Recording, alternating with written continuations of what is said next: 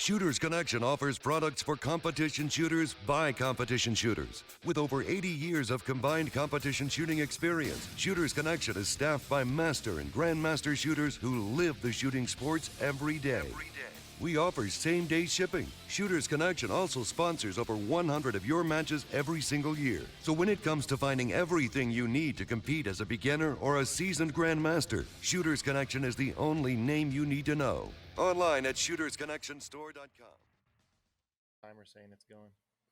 It's going. Oh, It there it says is. it's going. It's going. It's going. We kind of forgot how to do this. We're back. The Hit Factor. Jeff Cawthon, single stack GM. Jeremy Reid, single stack GM. We got this. We're gonna make a new hat called "Join the Revolution" because single stack hotness is coming back.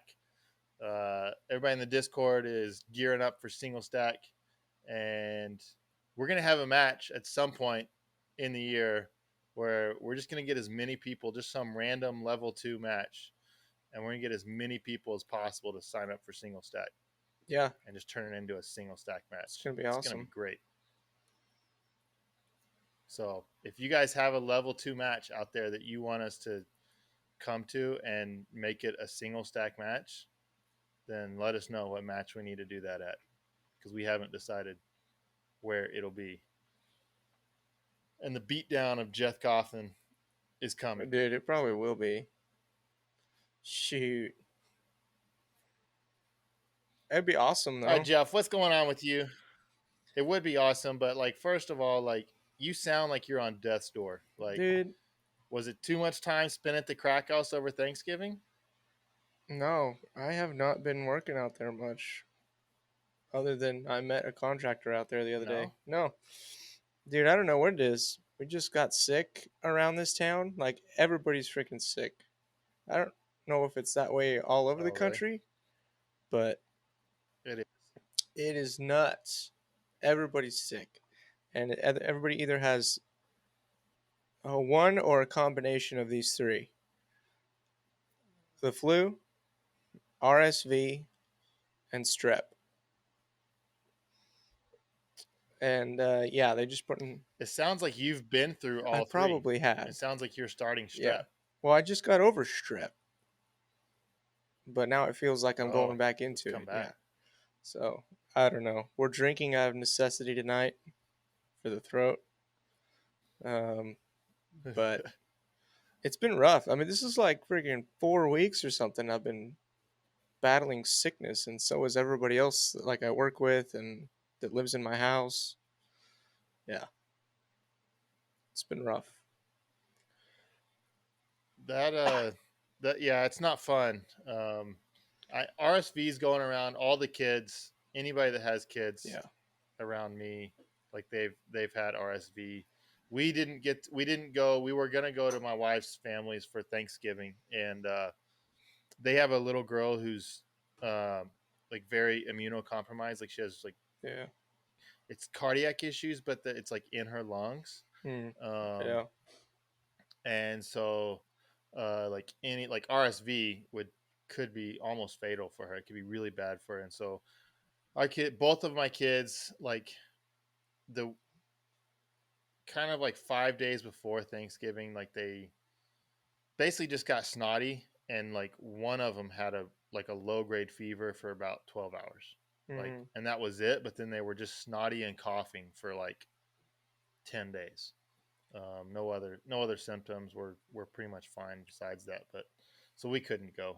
So we stayed home, and I mean, I actually like her brother and sister-in-law quite a lot. They're good people. But staying home, we stayed home and just had Thanksgiving by ourselves, and I grilled ribeyes and made some smashed potatoes. So not mashed potatoes, but smashed potatoes. So like I took new potatoes and baked them, so I got them soft, and then basically took them and then just smashed them in that pan, and then put some panko and Parmesan and garlic on top of them, and then re-grilled it with some butter. And so it kind of made like this Parmesan crust on top. It was good.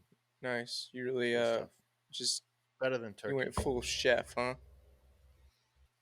Oh yeah, yeah. And then a couple of nights later, I cooked some lamb, dude. Oh,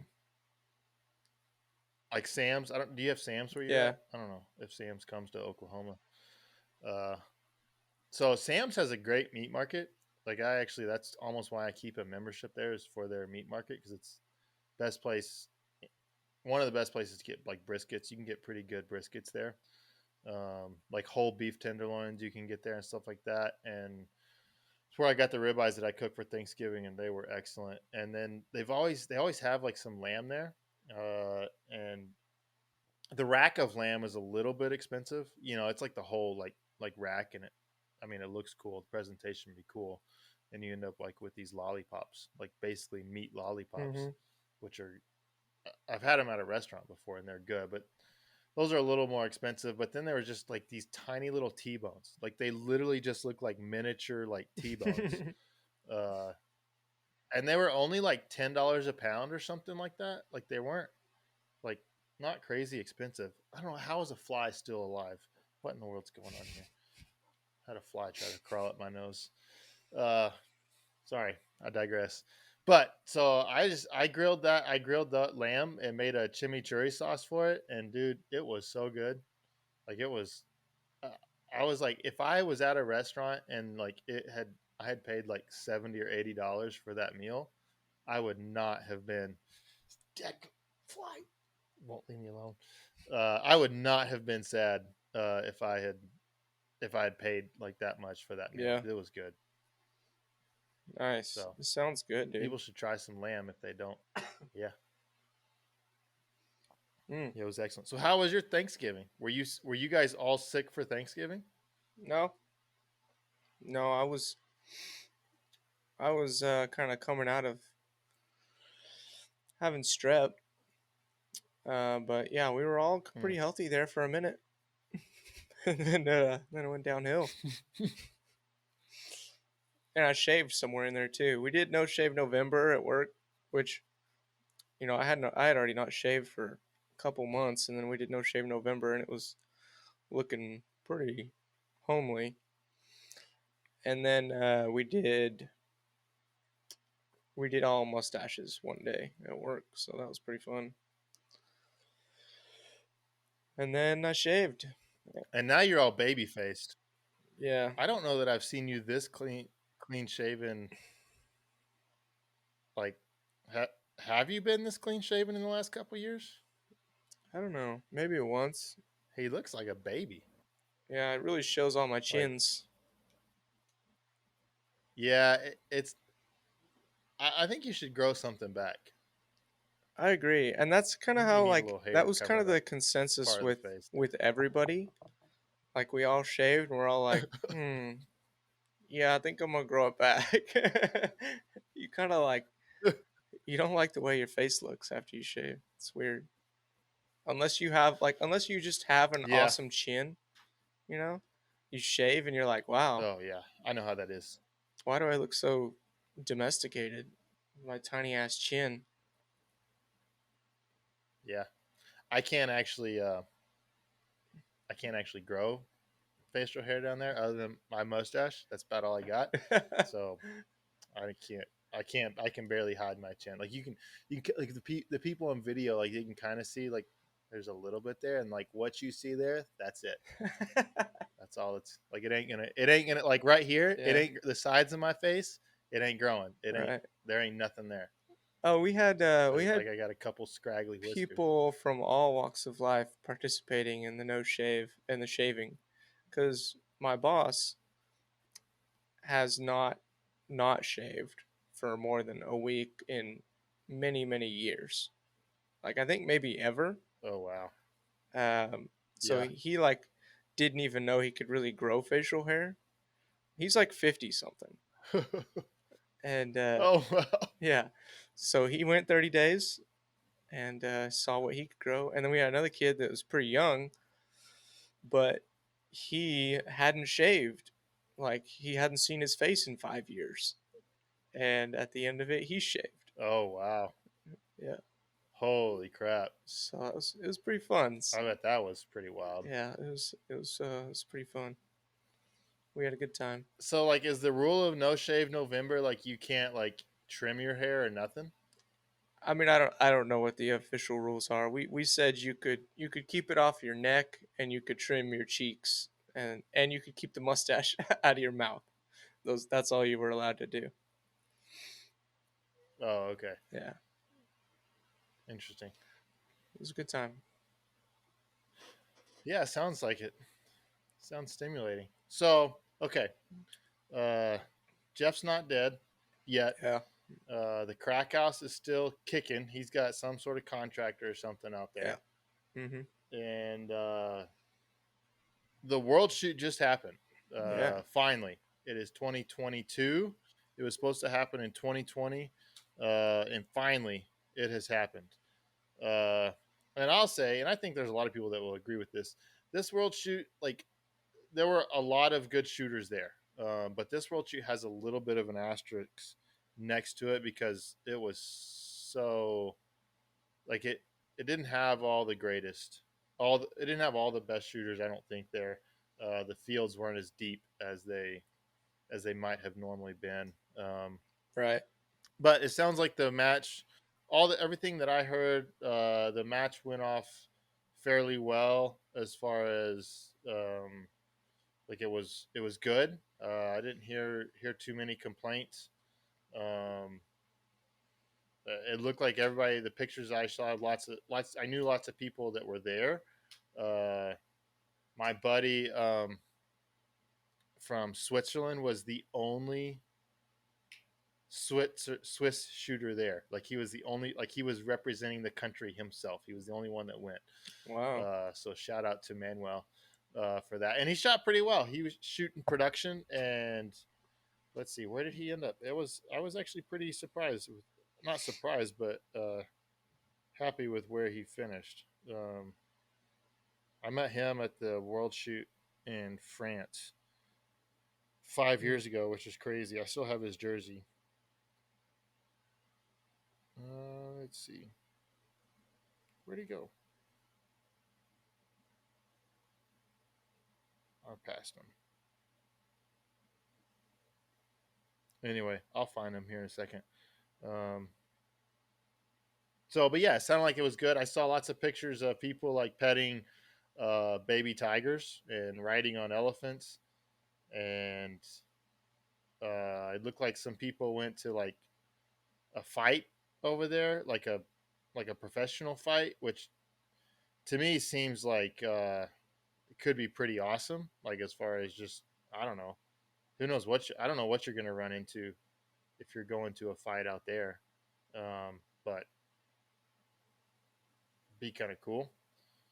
So yeah, so the results got fairly interesting for some stuff, and Christian won open. What do you think We're about gonna look at like the top U.S. shooters. U.S. shooters? But what do you think about just Christian winning open? Him. I was doubting him. Not gonna lie. I was doubting him, but he pulled it out. I was a little curious where his headspace was going to Mhm. be after nationals, like where he was going to be at. It was a close match. He was pretty well leading most of the way. I was tracking scores as far as I could tell. He was leading for most of the match. Edsel is a Filipino kid Mhm. that was second and a close second. I mean, it was less than 1%, and 15 Yeah. points. Did I do my math right? Yeah, 15 points away. So really close second. The Filipinos they fielded a really strong team at the World Shoot. Just overall, like their whole like country's team, they fielded a really strong team this year. And then Chris Tilley was third, and Casey Asubio was fourth. Pretty good. Taking 3 of the top Yeah, 5. kind of through the top four. Yeah. Mhm. So that's, I mean, that's solid and good.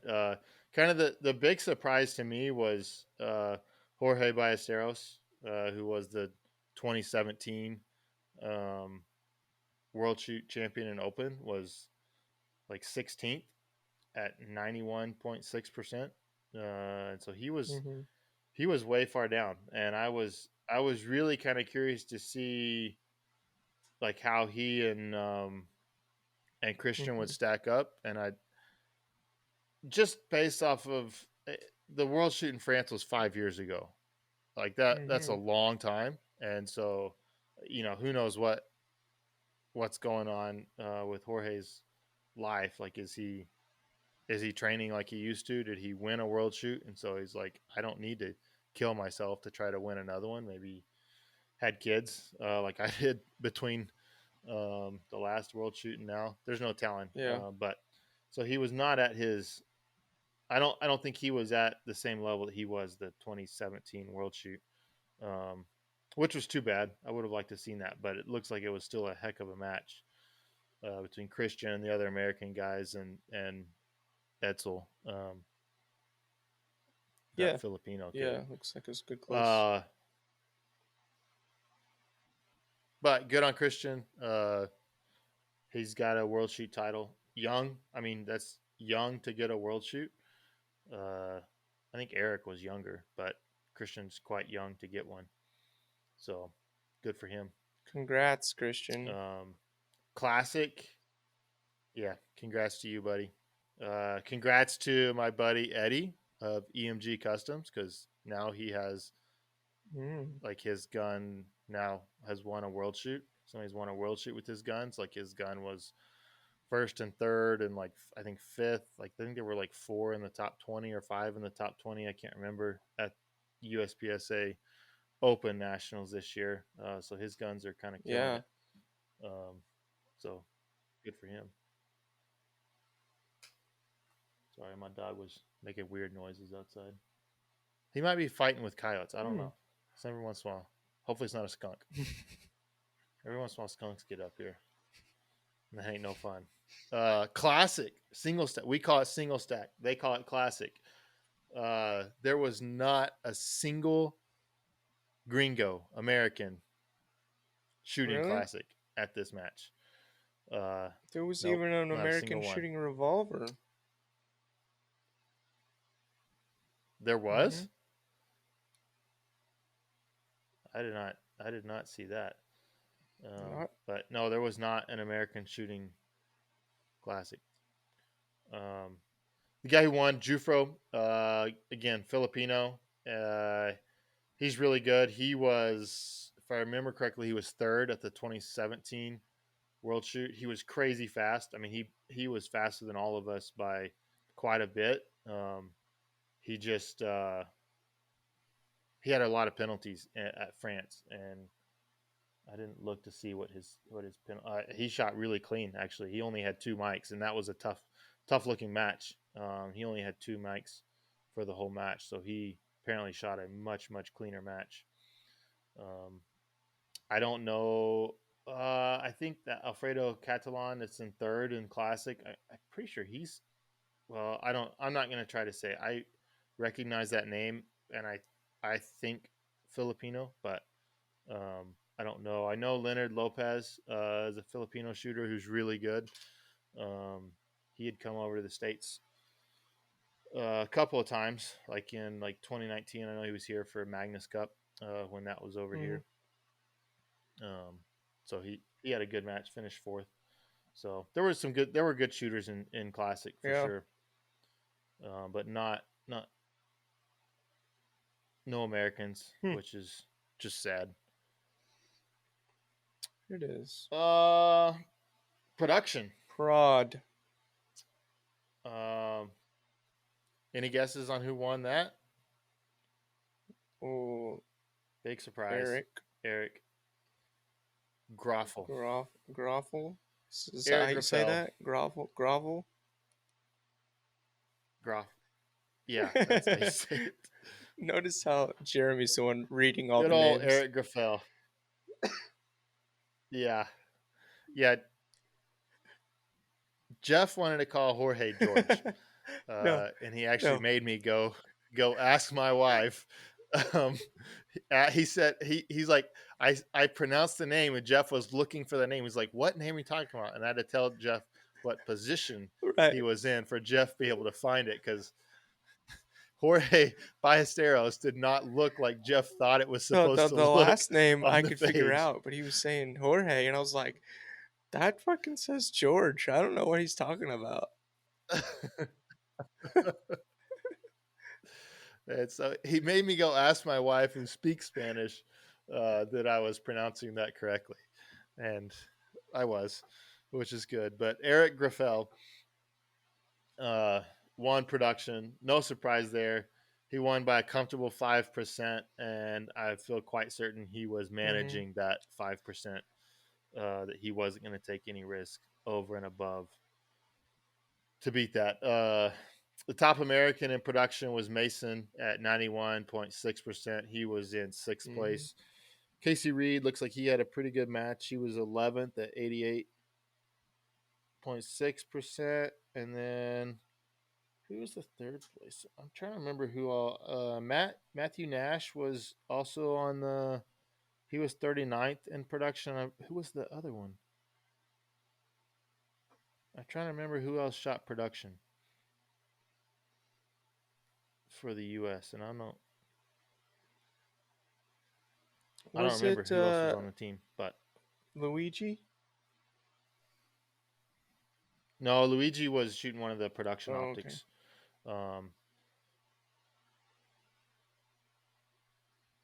So production that brings us to production optics.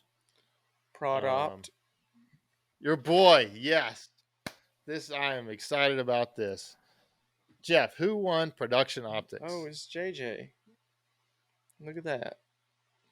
Good job, JJ. Mr. Simon Echavez Rakaza. JJ. Otherwise known as JJ. I'm proud of you, man. I'm proud of you. He won.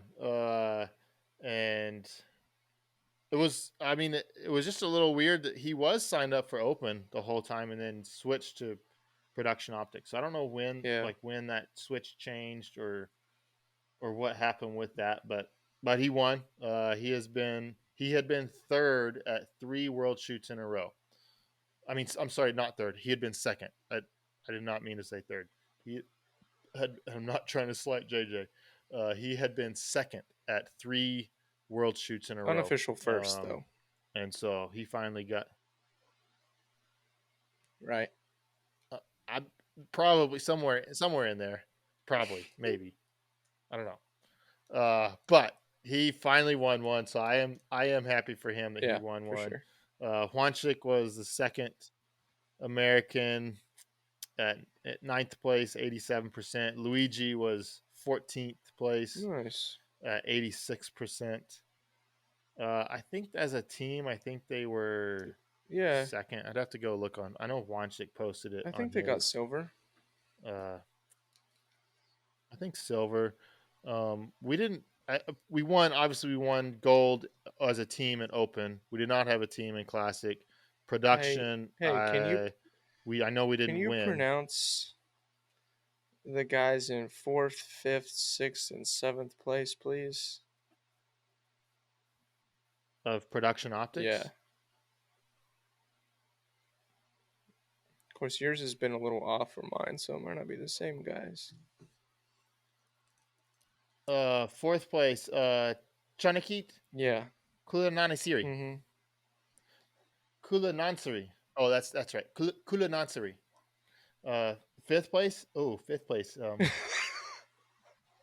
Vincentius. Hold on. Vincentius Jadadinkrat. Does that sound good? I like it. Yeah. And which other 6th one? 6th and 7th. Just keep going. 6th place, Kachin Jikachorn. 7th place, I'm pretty sure that's actually Peter Sankiewicz. Yeah, that makes sense. I think it'd be Peter Sienkiewicz. Sienkiewicz. Is how I would do it. Killed it, man. You Yeah. killed it. I mean, What about I'm 11th? just like a linguist. These names up are here. so interesting. 11th? Andre Hernsiak. Cool. Whoa, did you see second place? We should apologize. Oh, please don't. Okay. Well, I'm not sure which one is the first name. Paul Kasana. That seems fairly easy. Yeah. Unless you like this, maybe the C is either silent or an S sound. But Paul Kasana. Yeah. Wijipatima. Or Wijipatima. I think it's Wijipatima. I feel like I just turned them into Japanese, and it's probably that's probably very offensive. And I don't mean to be offensive, but we want to give you your proper Right. shout outs to the people that shot well at the World Shoot. Yeah. So yeah, good job, JJ. Good job for the team getting silver. Production Optics Light was a surprise. We did have another American that won. Oh. I think this is our last. Yeah, this is our last win as far as individual. Luke Cow, and I will not try to Zufang. Well, I guess I just said. I guess I did. And when he's in America, he is American, and when he's over here, his name is Luke Cow. Right. Like that's like what's in like the practical matches and that's what he goes by. But then his name here is, which is his, I assume his actual legal given name. Again, Luke, like, I don't know if you listen to the podcast, but I would say Zufang would be my guess. Has an X at the start of it. Yeah. So I don't know.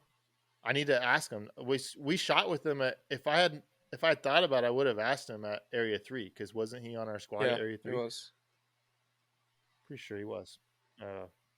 Really solid shooter. But the surprise, because Max Michel was on the production optics team, and then when JJ switched to production optics, Max switched to production optics light. And so Max, honestly, Max was the favorite going into that match to win. And he ended up third at 95, just under 96% of Luke. Stellar well done, performance Luke. by Luke. That's a big win. And our buddy Matt Hopkins, who I know he's going to come back on the show at some point, he was 9th at 87%. And my buddy Rory Sanko, who was also on the U.S. team from San Antonio, he was 12th, 83%. So I know he was super happy to go, and looks like he should be real happy with his performance. I haven't talked to him yet because he's still over there. At least I assume he is. So yeah, and I'm pretty sure they were second. No, they won. I'm pretty sure. I think they won. Isn't Kevin? And I don't actually know how to pronounce his last name. Leonhardt. I think it's Morgan Leonhardt's. Leonhardt. How do you say that? Do you know how to say that? Why you're asking me? I don't know, but Morgan, his daughter, won Carry Optics Nationals, I think, last year, and then I think she was the ladies' production optics champion at the World Shoot this year. They got some stuff figured out then. Good for her. Yeah, and it looks like, I'm pretty sure that's her dad. I don't know that for sure, but because she's super young. I'm pretty sure that's her dad, and it looks like he shot heck of a World Shoot there. And that brings us to me with the most interesting Revolver division No, I just skipped We had a revolver. U.S. shooter in 20th place. John Who Copey. went? Oh, John Copy went and shot it. Yeah, John Copy Boom, represent. shot it. All I know is that my buddy Poji was back home and was like texting me during the world shoot, like looking at scores, and he's like, "Dude, this is kind of painful to like look at results and not be there." He's definitely kind of chomping at the bit. I mean, the decision was made kind of long before that, like it just wasn't going to be worth it, and it actually, I think it ended up travel was easier for most people. Travel was easier and or better than we thought it could have been, like even just like 4 months ago. Like 4 months ago it was looking like a nightmare, but it hasn't. It looked like it wasn't too bad, except for like Hopkins. Like I don't know what Hopkins ran into stuff, I think snow in like Minneapolis, and like I think his flight there was like from the time he like got to the airport to actually landed. I haven't talked to him yet, like to see all that, but just kind of looking at his Instagram stories, like I think it was over 40 hours. I think it took him 30 hours to get to Korea, South Korea. And then you had another flight to get over there. And then I think he's back now, and he posted something like 32 hours to get from Thailand to Minneapolis back again. So I think the dude spent almost 2 full work weeks basically worth of just like travel time, going to and fro. And he said it was all worth it.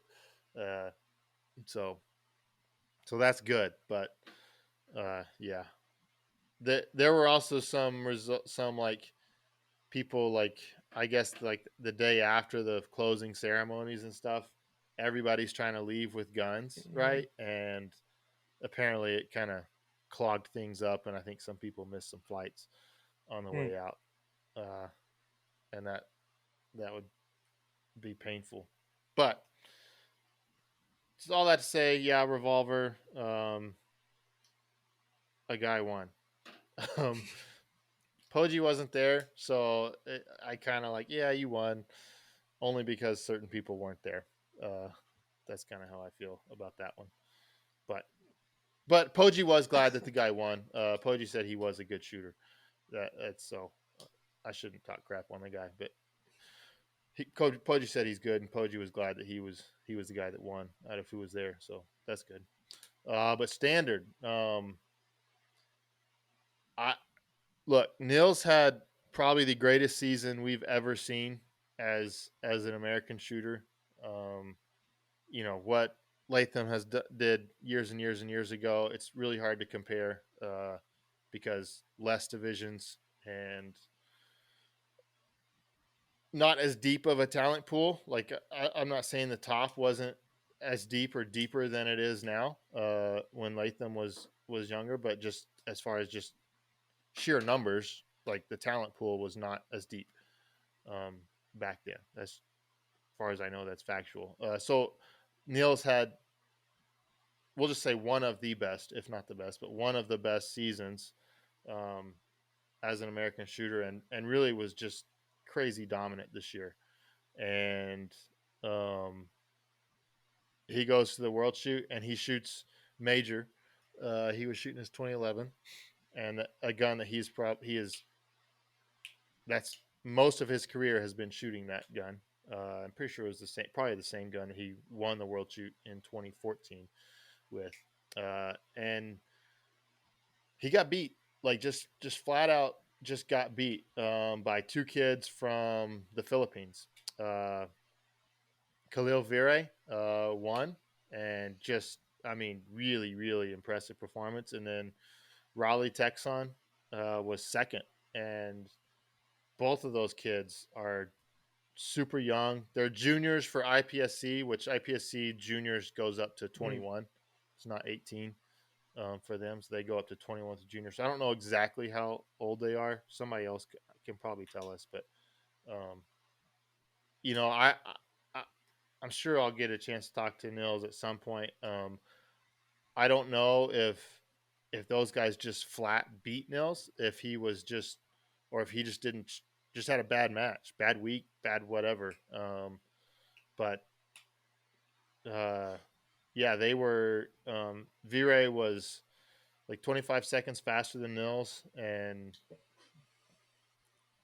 basically same point shot, just was 25 seconds faster over 30 stages, and um, and that ended up 130, 135 match points, which is, you just don't see Nils lose like that. That's kind of crazy. Yeah.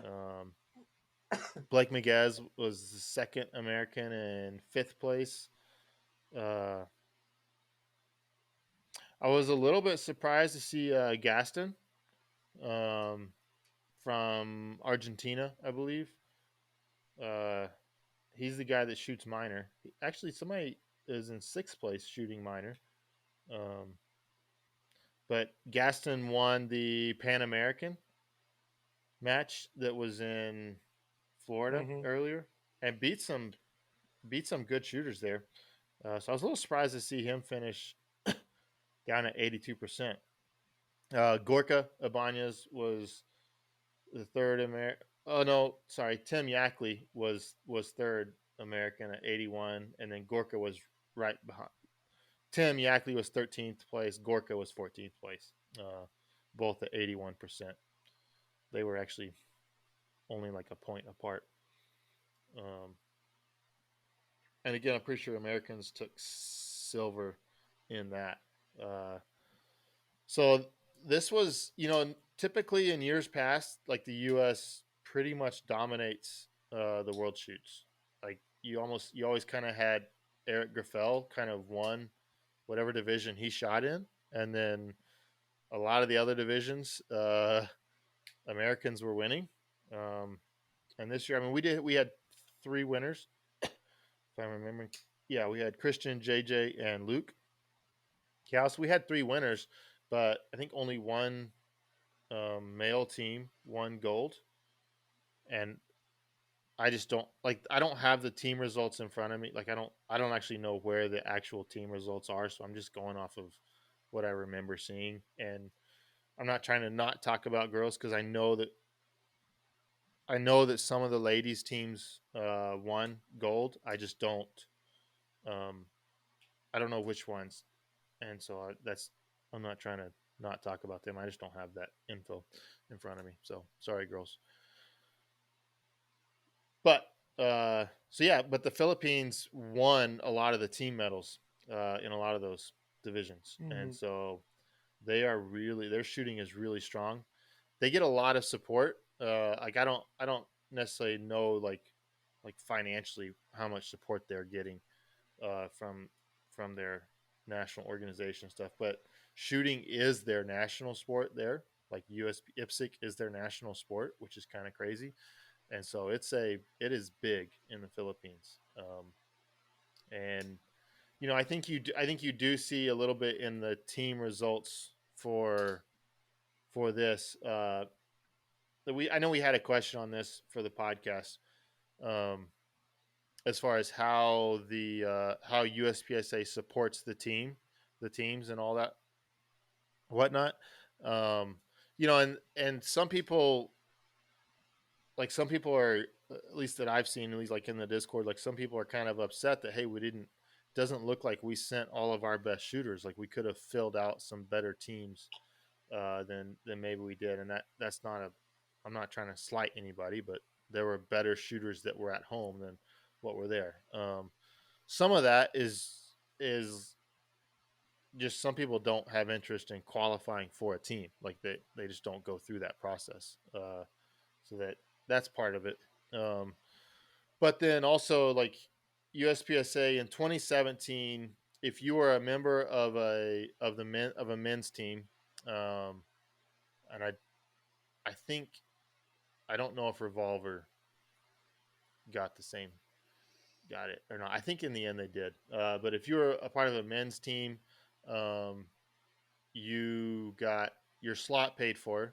So that's like I think it's a $500 match fee for the match. and that was paid for, and then you got a $2,000 stipend per team member. As there's four members per team. There you can field four. You have to have three to form a team because they take your three of your highest four scores um, for the final results for the team. Uh, and then I know most of the ladies team. I know category teams in France. I'm pretty positive category teams did not get any support um, as far as any sort of stipend. Maybe they got their match fee paid for, but I honestly don't know.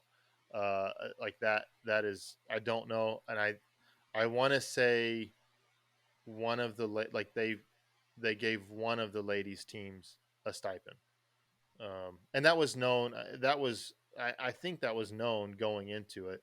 What that hey, we're only going to give the open ladies team a stipend, and so then we fielded other teams in other divisions, and it was mostly just ladies that were shooting. They were going to the match anyway, and so let's form a team since we're going to the match anyway. For Thailand, that those expenses got cut dramatically for teams. I have no idea what any sort of category team got for Thailand. I have no idea. If Jessica comes on, we can ask Jessica. Um, but the main teams, you got your match paid for, and then if you completed the match, and I don't know if there was like if you got DQ'd, if that meant then you got no stipend. I don't know, but you got $500, which going to Thailand, I mean, having your match paid for like helps. That's good. Like I think we should do that. Like they're gonna represent the U.S. like, and we're gonna put our name on them, so to speak. We definitely should pay for their match, and then $500, it's like okay. I mean, I'm not gonna turn down $500, but it doesn't actually help you get there all that much at that point. Is my perspective. There are a lot of people that have the perspective of, well, I don't want to pay for just some elitist GM to go shoot a match on the other side of the country, on the other side of the world. I'm sorry. So yeah, I don't want any of my money to go to them. And other people see it that I want America to win. I want us to dominate, and I want us to send our best shooters. So yeah, I would much rather put a little bit of money towards that and make sure we have our best shooters over there. Yeah. Everybody has their own thoughts. Where it usually gets the most contentious with most people is then that you see, like we're paying all of Troy's way to go over there, right? Like Troy's, whatever Troy does. He was our team captain in France, and I'm sure he was team captain for this. And like, basically, it just meant if you had a rules question, he would pull out his rule book and read it. It's like, well, I can read that, so I don't know that I need you for that. Right. Yeah. So his way gets paid all the way, and who else from USPSA gets their way paid to the World Shoot would be a good question, but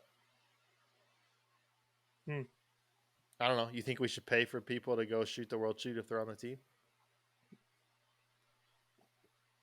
I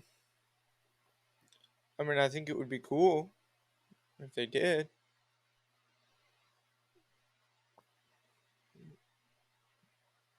It would make sense. But yeah, I mean, it's not something we can really even talk about at this point, right? Since our organization is in a deficit budget.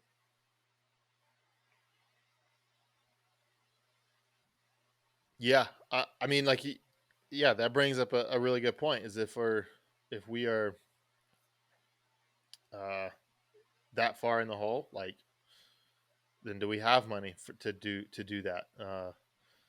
That's a good question. It is part of our mandate. It's not part of our mandate to send shooters, but it is part of our mandate to be globally active, right? I don't remember exactly the wording of that, and I probably should have that Yeah, off the top of my subject head, to but I don't. interpretation, I'm Um, sure. I mean, if the rule is that, Obviously, it's something about just promoting the sport globally or trying to be globally involved kind of deal, right? right?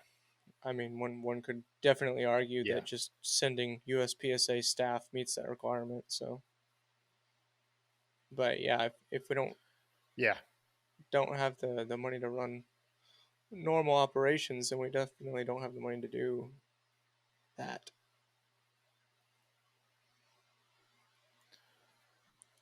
yeah, yeah. The budget definitely needs a serious looking at.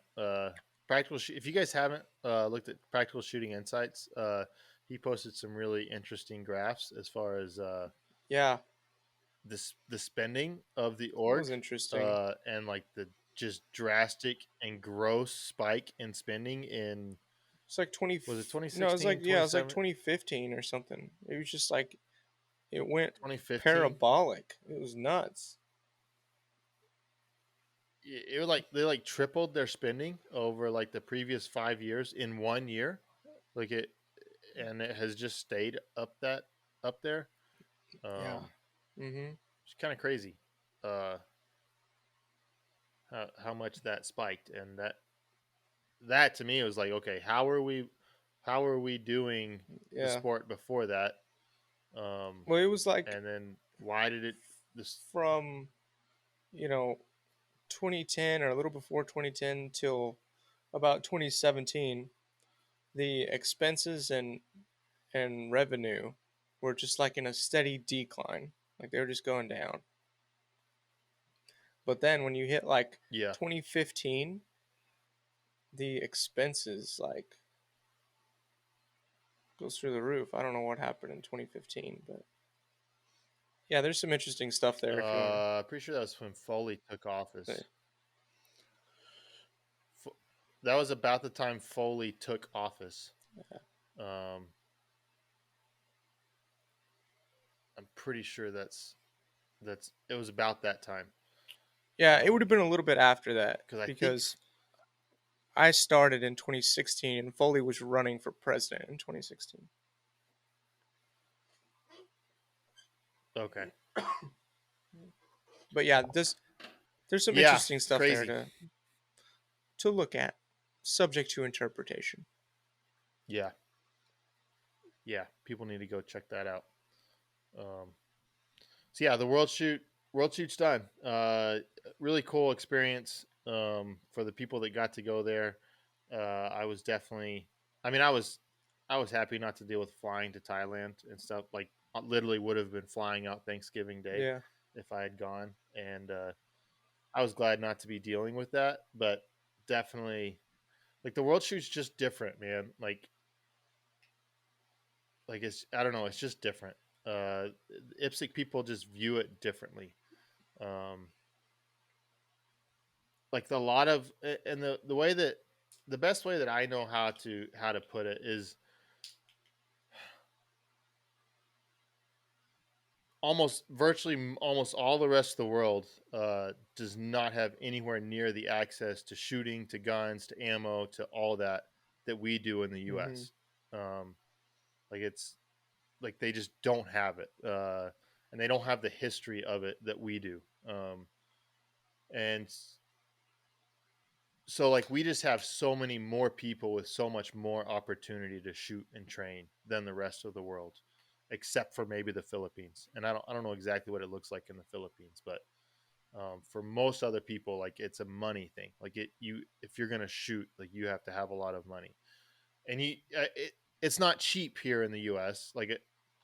It still costs money, but it's just it's a different game, right? Like, um, in much of the rest of the world, and so, like, a lot of them can't compete with the U.S. shooters. Like, if we took all of our best shooters, then yeah, we're gonna win the majority of the team matches. Maybe the Philippines were really really yeah, strong this year. Uh, maybe we wouldn't have this go around, and maybe that's a look into the future, what it's going to look like in the future. But I will say this is what we still as Americans, even though we have a, a lot of the best shooters in the world here, uh, people still look at it and view it as a hobby, like it's just a hobby. Um, and the rest of the world, even though they're not as good, not as accomplished, and I'm not trying to, it sounds like I'm knocking on anybody not from the US. I'm not trying to do that. But like they really do view it as sport. Like they view it as a sport and as a legitimate sport. Um and so it's just a different feel. Like when you go to that match, it's just a different feel. And there's that's not to say that they don't. I'm not trying to prop IPSC up as like they're infallible if they don't have problems. I mean, I heard some rumors of some issues at the match that I just have no way to like say whether they were true. So I'm not gonna bring them up. But like I know there's issues with IPSC. Like their whole coming out with production optics and production optics light. And then now production optics light is going away. Like that was that was goofy to me. But and they have other issues, so they're not free from that. But they do view it as a sport, and that just gives it a different feel than sometimes matches here. Just feel like it's just thrown in somebody's backyard, Yeah. and that's as far as they care. Mm-hmm. So if you have a chance, if you trained up and you want to try to get on a world shoot team, like I definitely recommend that experience. It is cool. It's cool to meet other people from other countries. Like I said, I've got Manuel Snyder is my buddy from Switzerland. And I've got his jersey hanging up in my closet, and he's got one of mine. He probably used it to dry his dog off or something. It's probably in the trash by now, but I still got his jersey from the World Shoot in France, and you know, the next one's going to be in South Africa, which is cool. Some of you guys know if you've probably shot an international match or World Shoot in the past. There's a guy from South Africa. I just had his name and now I just lost it. Oh gosh, dadgum, my memory is dadgum. I have to look him up. It was literally until I was gonna say it, I had his name on my Albert Wessels. I actually don't know if it's Wessels or Vessels. He's from South Africa. Dude, Jeff, this guy will make you feel really bad about yourself because his arms are like bigger than my legs. Like, and he shoots classic. He shoots Nice. single stack, and he's like he would make Sasquatch scared. He is just massive. I don't know if he competes as a bodybuilder or not, but I feel like he Is probably he a good shooter? Yeah, Really? he is good. He's not. I didn't look to see where he finished this year. I need to look him up. He's very like technically sound. In France, he was not super fast in France, from what I remember. Yeah, so he finished 23rd in classic at basically 80%. Yeah. And so yeah, he was really solid shooter, and it's when he shoots the gun, it's like Jared shooting a gun. Like the gun just doesn't move. It's just really.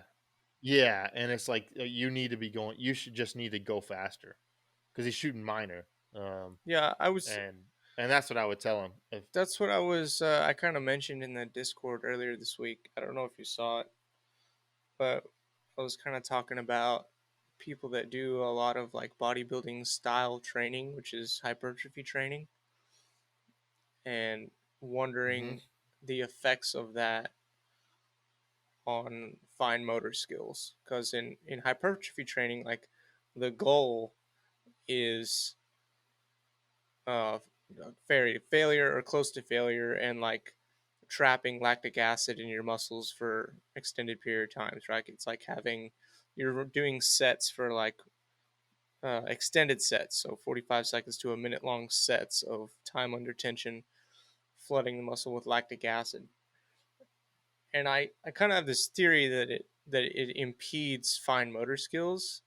No idea if that's true. No idea if there's any um, studies to support that. But it just seems like when you see someone who's done a lot of hypertrophy training, who like has like visibly larger muscle bellies,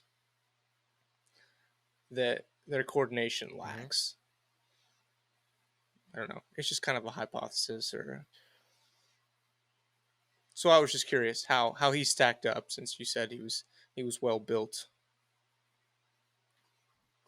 Yeah, I mean, like, he'd be an interesting case study on it. You know, I see videos. I mean, I know he trains shooting. I don't know, like, and he does a lot of actual training. Like, I think he trains a lot of like South African. I could be wrong. I think he trains like South African police and stuff Yeah. like that in shooting. So it's like his just fundamental shooting skills are good. Like I said, he's slow, and I mean, your muscles are elastic, right? Yeah. And but at certain points they get stiff, right? And so, like, I could see how, yeah, you build big, huge muscles, and they're much stiffer than muscles that Yeah. are And it's not really like leaner. it's not necessarily like the concept of like training and lifting weights that I think has that effect. Like, because you see Olympic lifters and whatnot that are not like hugely muscled up, right? Because it's a different style of training. Mm-hmm. It's strength building, which is a completely different style of training than hypertrophy or bodybuilding style of training. Uh, which is just what I was thinking of. The people that train strictly hypertrophy, Yeah, what that effect is on motor skills. But you're saying hy- hypertrophy, yeah, not hypertrophy. it's hypertrophy. Yeah, that's how you say it. Huh? I always figured it was interesting.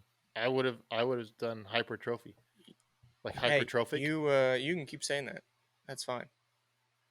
I don't mind.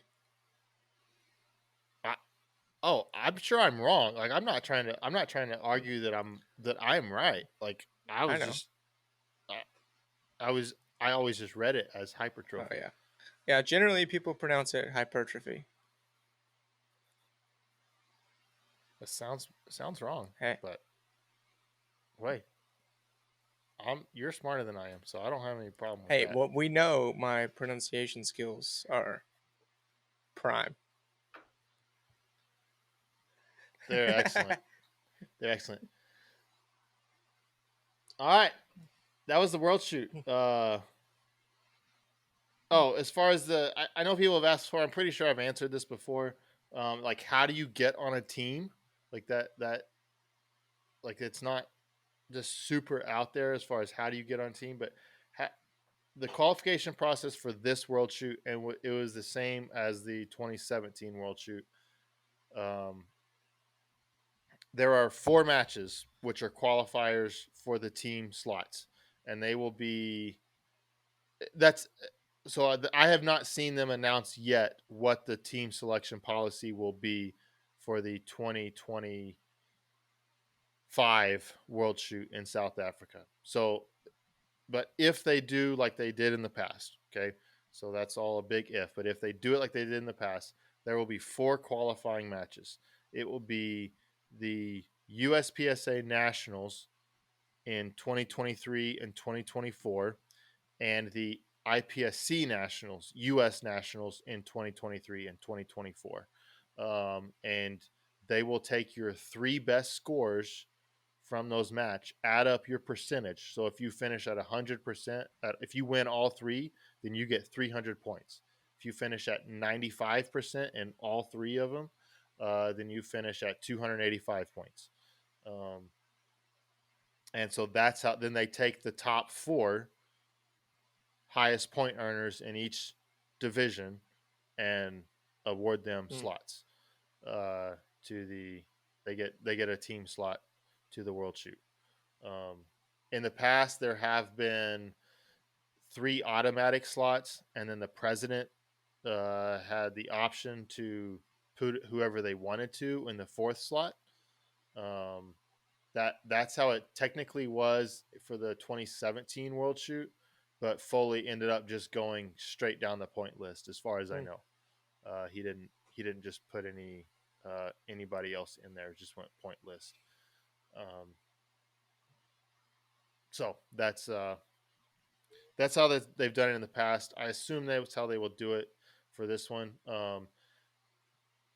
For the Thailand World Shoot, you could actually qualify. It was possible to qualify for 2 different divisions because the way the nationals stacked up, you could shoot carry optics and production nationals in both years. They were separate. The matches were separate, so you could shoot them in both years. And so then the opposite year, you could shoot carry optics or production at the IPSC nationals, and you would have shot 3 matches for each division.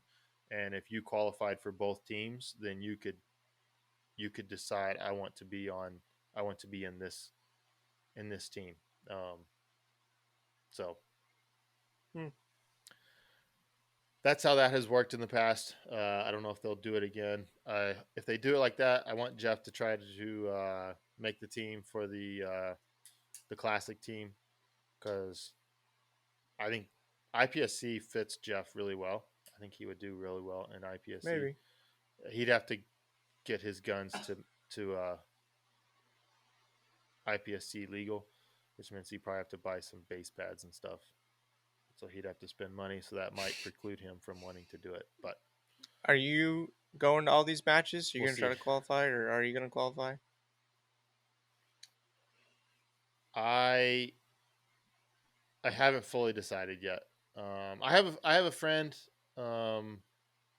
that's from South Africa that lives here, and so she would love to take me and my wife and show us around South Africa while we're there. And so at the same time, like there's South Africa has some sketchy stuff going on. Like there's a lot of civil unrest, and I don't stay on top of all of everything that's going on, and so maybe it's totally fine. But there's a lot of civil unrest there, which gives you a little bit of pause. But like, how many chances do you have to go to South Africa or just Africa in general? Like, Yeah. you don't get many chances to do that. And so I will probably try to at least try to qualify. My shooting needs to get, like, I'm not where I was when I was qualifying for the Thailand World Shoot that I didn't go to. Like my shooting needs to, I need to get back to where I was shooting then. So I will probably try to go ahead and qualify, just to, that way I at least have the opportunity. You can always turn it down, right? Yeah. But if you don't at least qualify, then you have no chance of going. So I will probably try to qualify, even though that means almost guaranteed that means I have to go to Frostproof, Florida, and pay Frank Garcia to shoot a match at his range. And I'd rather not do that, but because it's expensive. Like it charges, I don't know, $250 or $300 for IPSC nationals, and yeah, it's expensive to go shoot that match. But got to do what you got to do. You do.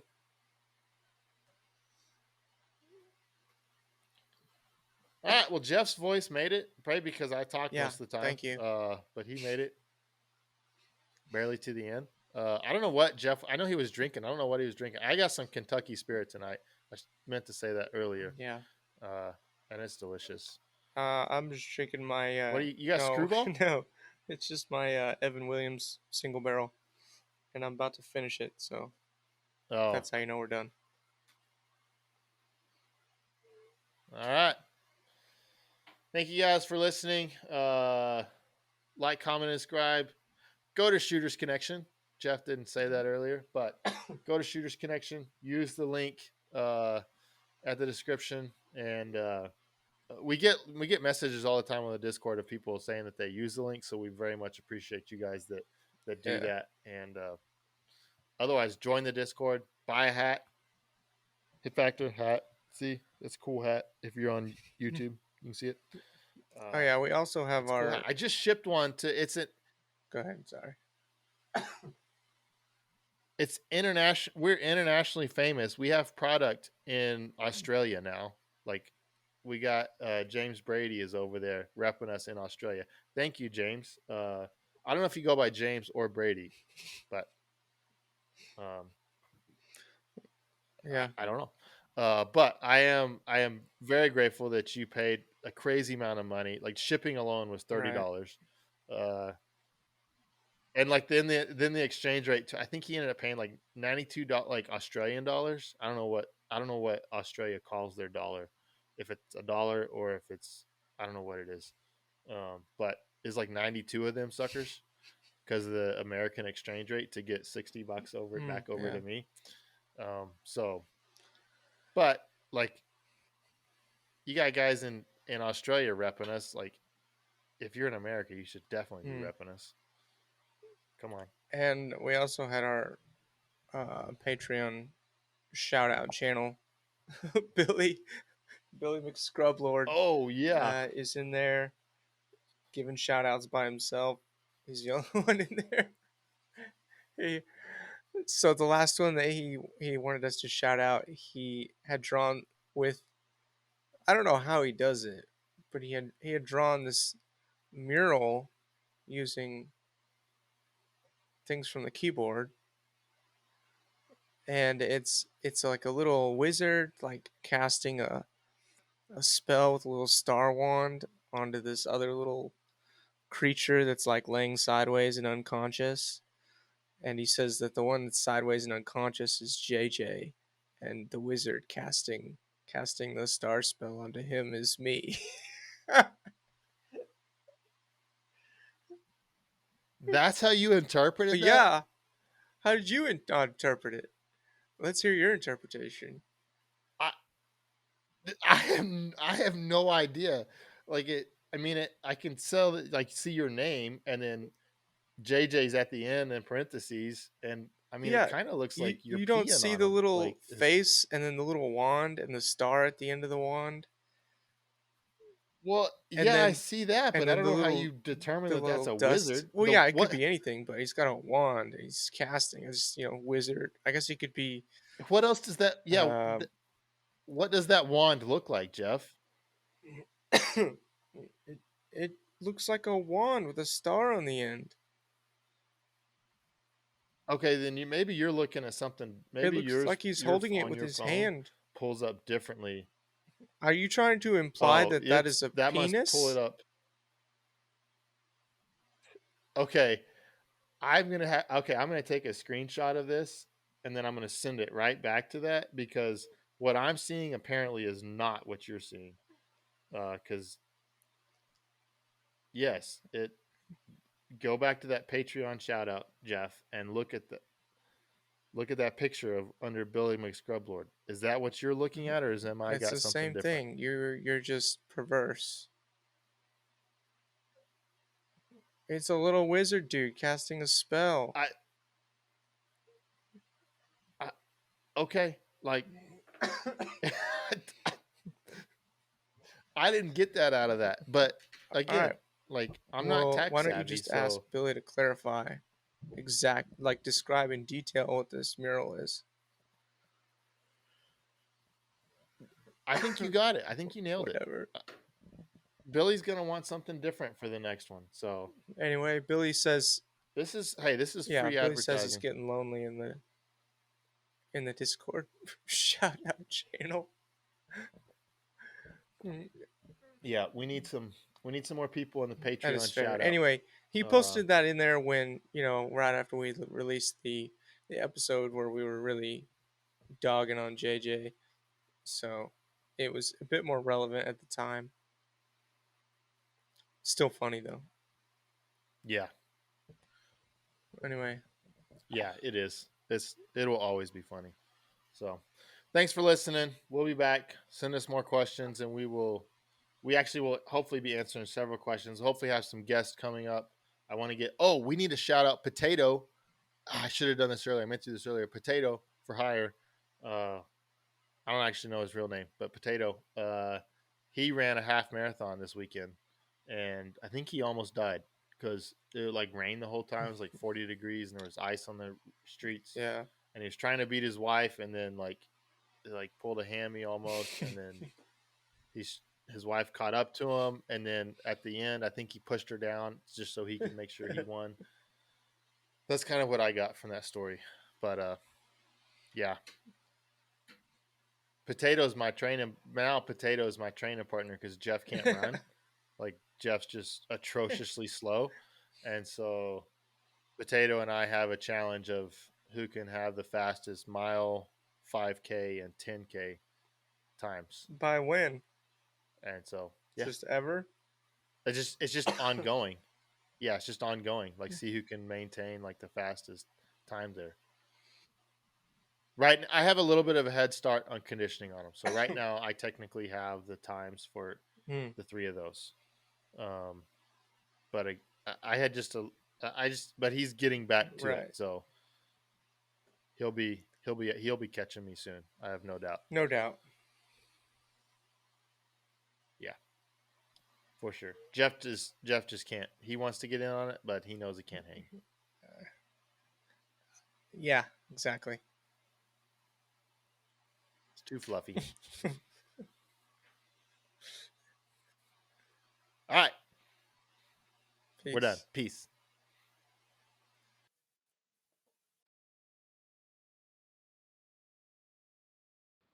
Stop recording, damn it.